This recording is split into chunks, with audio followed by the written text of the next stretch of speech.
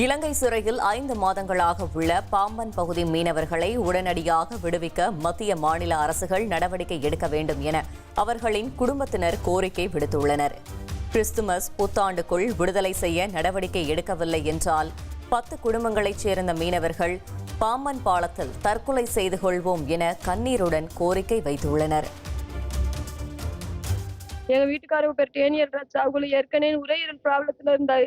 அவங்களுக்கு அங்க வைத்தியம் பார்த்துக்கிட்டு தான் இருந்தாங்க. இப்ப 9 நாள் ஆச்சு அவங்களுக்கு காய்ச்சல் வந்து ஹாஸ்பிட்டல்ல வச்சிருக்காங்கன்னா அவங்களுக்கு இப்ப என்ன நிலைமையில இருக்காங்க, எப்படி இருக்காங்கன்னு கூட எங்களுக்கு தெரியல.